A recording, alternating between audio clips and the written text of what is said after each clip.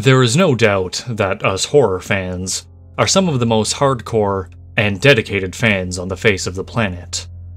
We have an undying love for all of our favorite franchises.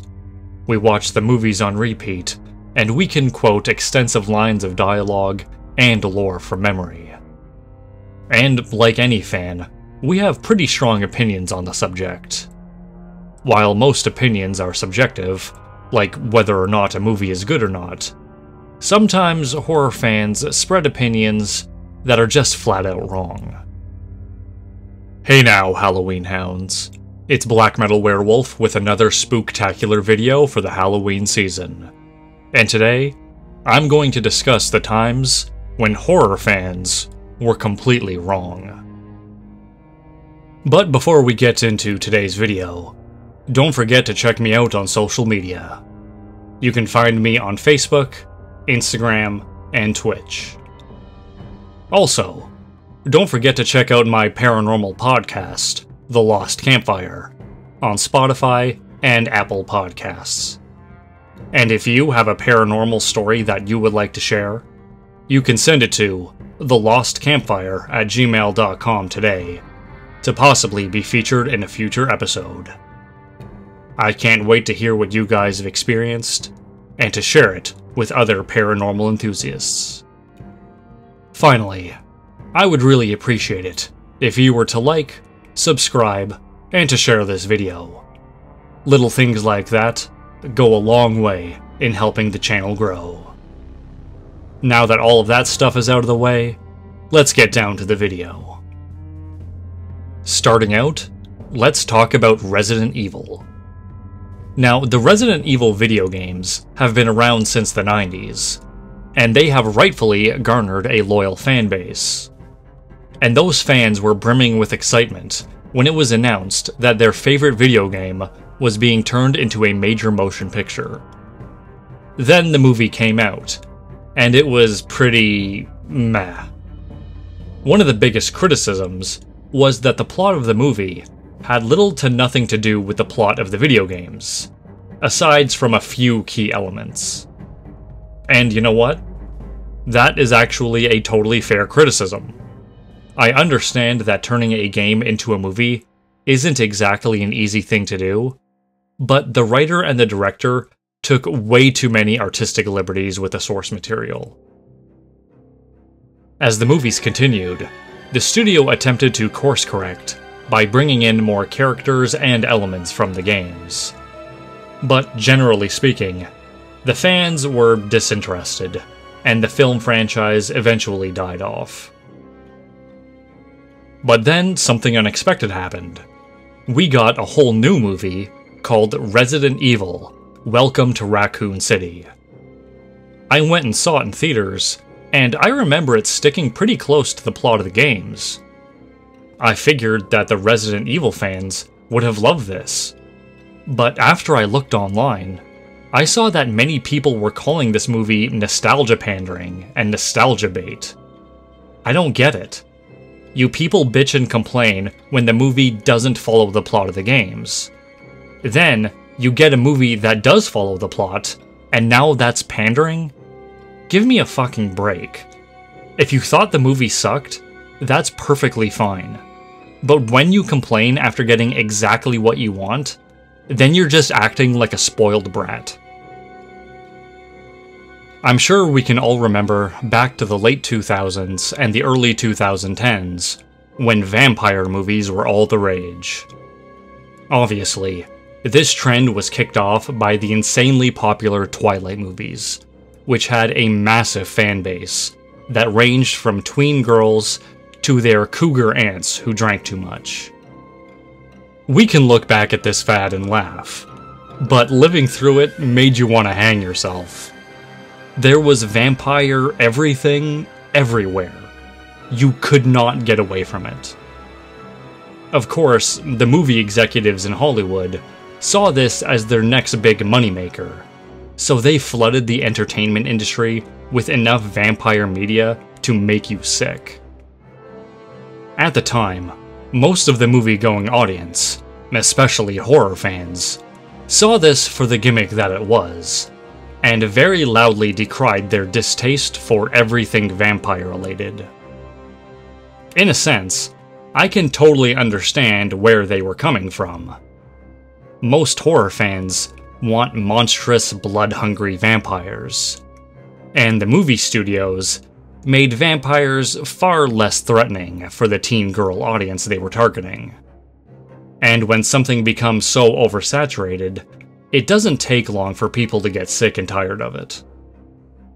The problem is, while so many horror fans were boycotting vampires, they totally missed out on some legitimately good vampire media that was released during that time period. For example, the movie Daybreakers has got to be one of the most original vampire movies ever made, and has since become one of my personal favorites. It just had the misfortune of being released during the Twilight years. Needless to say, horror fans were definitely wrong by hating on everything vampire-related. You guys miss out on some damn good monster movies.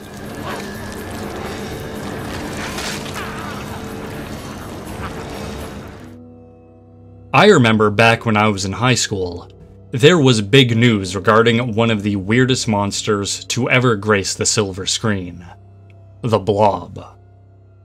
The Blob originally came out in the 1950s, and it was about a blob of alien space slime that crash-landed on Earth and devours any living organism it touches.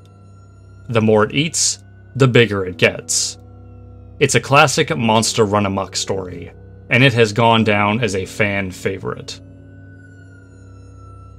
In the 1970s, there was a sequel called Son of Blob, or Beware the Blob. Either way, it was a pretty bad movie. But in the late 80s, we got a remake, and it was a surprisingly good movie, with some seriously awesome practical effects. Unfortunately, it did not do well at the box office, and eventually fell into obscurity. But home media has since made the 1980s Blob a cult classic among horror fans. But it was just sad to see that the world no longer cared about the big red slime the way we did. But in the mid-2000s, there was some big news that the Blob was going to get a modern-day remake. When I first heard this, I was ecstatic. A new Blob movie that I was going to get to see in theaters? Count me in. At the time, there were so many rumors surrounding this project. I remember even reading an article that said Rob Zombie was going to direct it. That would have been so badass. But then came the news that makes every horror fan dread. They were going to change the origins of the Blob. Instead of the slime being an alien, it was going to be a government experiment gone wrong. How could they do this? This is insanity. A government experiment? What is this? This has got to be the greatest injustice in the history of the world. And these weren't just my thoughts. I remember seeing message boards of some seriously pissed off Blob fans who were already calling for this unmade movie to be either rewritten or flat out cancelled. There was only one problem with all of these complaints though. The idea of turning the Blob from an alien to a government experiment was the exact plot of the fan-favorite 1980s remake.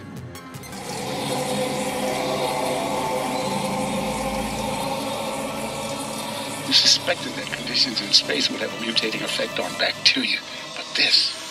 Its activity must be what threw the satellite out of orbit. Correct. Our little experimental virus seems to have grown up into a plasmic life form that hunts its prey. A predator. It's fantastic. So, that meteor is man-made. It's some kind of a germ warfare test. They fucked up. Don't try it!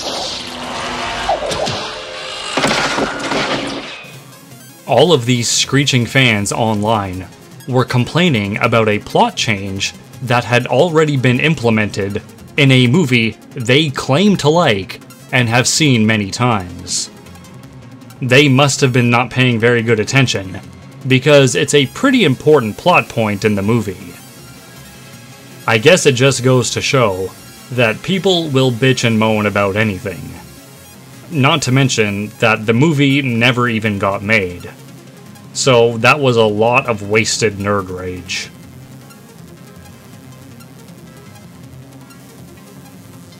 Finally, let's talk about the Saw movies. Back in 2004, we got the very first Saw movie. The story about a deranged serial killer who forces his victims to partake in sick games that will maim and mutilate them in a twisted way to teach them the value of life. It was a pretty creative idea, though it obviously took inspiration from movies like The Abominable Dr. Phibes. Regardless, that relatively low-budget movie has since exploded into a massive franchise that now outnumbers both A Nightmare on Elm Street and Child's Play sequels. Needless to say, these movies are pretty popular. I remember seeing the first two when they first came out on DVD, but after that, I lost interest. I had nothing against the movies, I just had other movies I would rather watch. But there is one thing I will never forget, and it was the huge criticism by true horror fans that the Saw movies weren't real horror movies. They were just torture porn. I heard that accusation against the Saw movies so many times that I actually started to believe it without even seeing the movies. Well, last year, I went horror movie shopping as I do every October, and I bought the entire Saw franchise, and I did a marathon of all the movies. And you know what? The true horror fans are totally wrong about these movies being torture porn. Sure, there are some gruesome scenes, but by no means is any of it more excessive than what you would see in a more established horror franchise, like Halloween or Friday the 13th. And these movies have a pretty deep story, and I would equate it more to the mystery genre than the torture genre.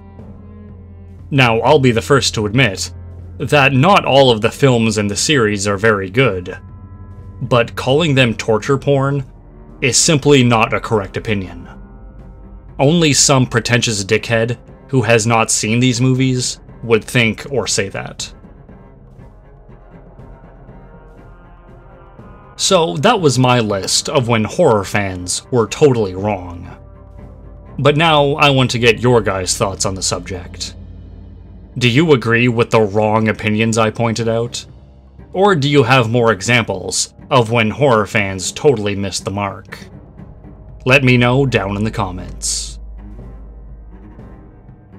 Overall, thank you very much for checking out my video.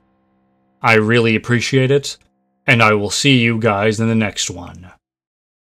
Oh, and don't forget to stay spooky.